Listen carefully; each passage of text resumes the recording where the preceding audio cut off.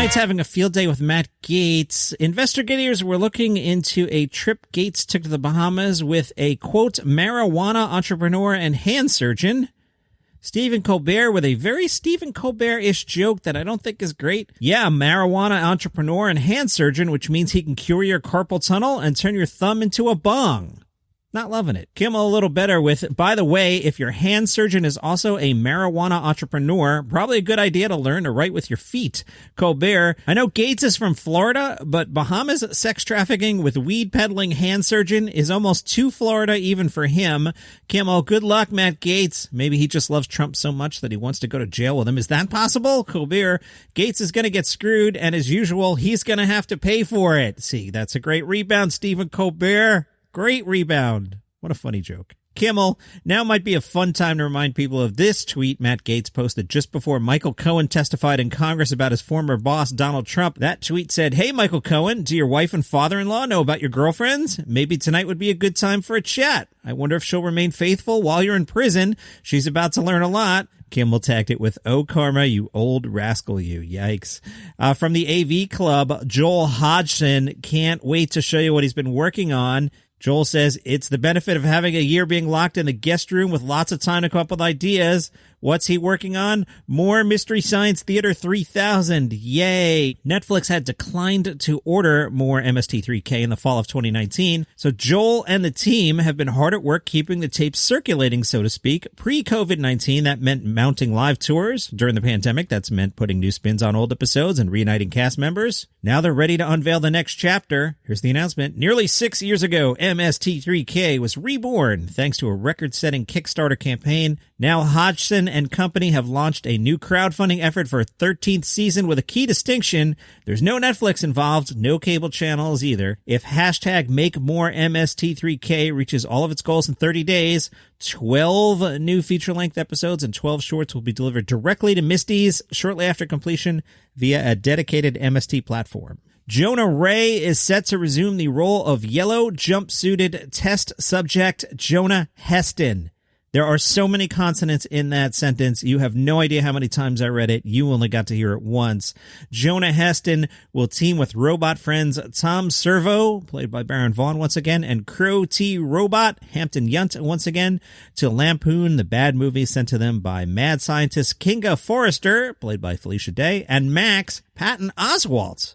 While the faces and voices will carry over from the most recent TV iteration of MST3K, the show is preparing to turn away from the binge-release model of the Netflix seasons. Yeah, it's too much. Like, I can't sit there and watch 12 hours of things, Netflix. Get with the program. Once a week, Disney Plus is like, here's half an hour of Falcon and Winter Soldier, and I'm like, cool. Here's half an hour of The Mandalorian. I'm like, cool. And then Netflix is like, hey, I just gave you 15 hours of homework. You better watch it before the internet spoils it. So I just don't watch. Because I'm old.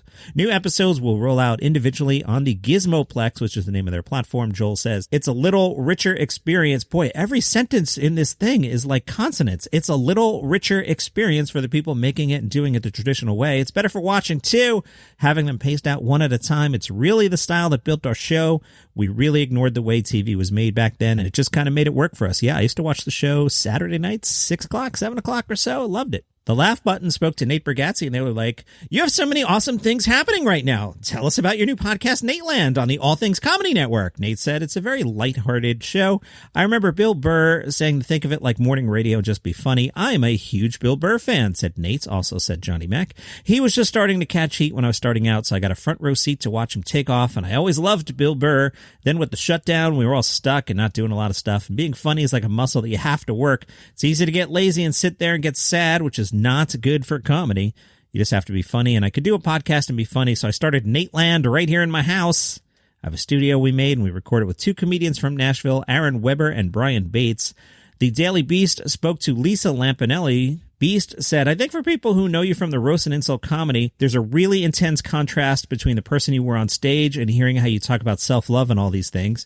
Do you feel like there was an anger to your comedy that you're trying to let go of? Lisa said, insults and anger are 2 different things. The insults were with love, which is why people would come back 2 or 3 times. It's like watching Rickles or listening to Howard Stern. So I always knew how to do the insult comedy. It took me 20 years to learn how to do it to not hurt an individual's feelings, but if you and I had sat down as friends and talked in real life, even when I was in the comedy business, it would have been like this. I was never insane off stage, so I think snapping at people on stage, that was probably when the anger came out, but not in the insults themselves. Beast said, you're kind of an equal opportunity offender like Don Rickles was. Did you worry about getting canceled? Lisa said, no, because here's how clueless I was. I didn't even know about cancel culture. I was so focused on myself and my career and my own pain and anger and grief. I was like, what? It's wrong to do a joke about people. She's the R word here. I won't use it. What? It's bad to say the N word, even if you don't mean it. So I was still doing shows my way. I was kind of grandfathered in like Rickles was. So it didn't occur to me to retire because of that. But I think it's a happy accident that I did. I think a good byproduct of retiring for me is that there will never be a trans kid in the audience that I hurt. Even if it's an accident, you should apologize. I'll always apologize to an individual. I've had incidences of people saying I hurt their feelings on stage, and we talk about it. I'll never apologize to a group, but if it's an individual, he or she is getting a chat and an apology for sure. The Last Laugh podcast spoke to Joe Coy. Last Laugh said, you talk about opportunities that you turned down for various reasons. One was Comedy Central's Kim's of Comedy, which was a special featuring 4 Asian comedians that was offered to you, and you said no. And then you also turned down the chance to be Chelsea Handler's sidekick on Chelsea Lately. Joe Coy said, no disrespect to the Kims of Comedy because I'm friends with them. I'm friends with Bobby Lee, Ken Jeong, Kevin Shea, and Steve Byrne. I love those guys. And I was supposed to be number 4, and I said no to it. I was working at Nordstrom Rack at the time, and I needed the money. My son was a newborn, but my goal and my dream was to be a stand-up comedian, and I wanted my hour special. Why is it that none of us had our own specials? Bobby Lee is funny on his own. He deserves an hour special. This is before Ken Jeong was in The Hangover or anything. He was literally going by Dr. Ken Jeong. He would go up on stage with a guitar and then go home because he was a doctor. We're all funny on our own, and we all deserve specials. Why do we have to come together as one on Comedy Central? Don't get me wrong. When I saw it air on TV, I was kicking myself like I made the wrong decision. And then I saw them all blow up, but I'm glad I made the decision that I did because I wouldn't be where I was right now. Chelsea Handler, on the other hand, she told me about the idea for Chelsea Lately and went really far to the point where we're about to shoot. But when it came down to actually taping it, I pulled out. And for the same reason, I wanted my hour special and I wanted a Joe Coy show. She cursed me out so hard on the phone. I didn't want to be known as the sidekick. I knew if I took that on, I would be known as Chelsea Handler's guy on the side. I didn't want to be Andy Richter or Ed McMahon. I wanted to be Joe Coy. She cursed me out so hard on the phone. And I get it. She was offended. She knew that this thing was going to be a hit. And here I am pulling away as if I don't believe it or something. I would have done the same thing. And when the show premiered, I remember just saying to myself, I effed up. I'm doing a quick look here. Chelsea Lately ran 7 seasons and had 1,048 episodes. That is stunning to me. So I'm glad it worked out for you, Joe Coy, but you missed some paychecks there.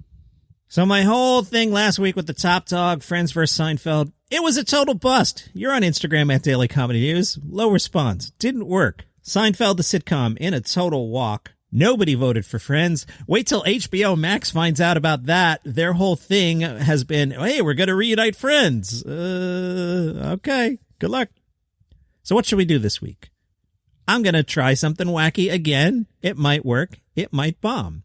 So Seinfeld is the defending champion sitcom, and Dave Chappelle, the comedian, is the defending champion comedian. Let's do this. This week, my question to you, who is comedy's top dog? Is it Seinfeld, the sitcom, or is it Chappelle's show, the show? So I'm not asking you about Dave versus Jerry. I'm asking you about the shows. Is it Seinfeld, the show, or Chappelle's show?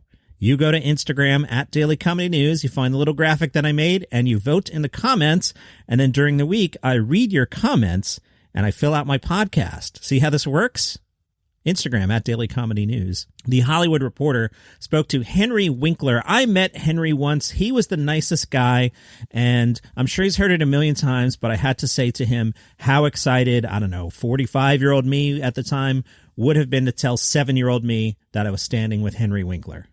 The Fonz, man. What a nice guy. Everybody who's ever worked with him says only great things about Henry Winkler. Henry told The Hollywood Reporter, I got Barry at age 72, and I've loved doing it. We were doing a table read this time last March, about to start shooting the 3rd season. The next day, they said, stay home. First, I heard we were going to restart in July, then October. I would have been fearful because it's hundreds of people. You have to keep safe and healthy. In the beginning of this, we'd have 13 members of the Winkler family, my wife, me, our children, our grandchildren at the house outside. And then it started to dwindle. The exception was the grandchildren who had classes on our front lawn on different days of the week. Listening to the yelling and the running and the squealing and the eating of chips was so fulfilling. Those noises were a lifesaver.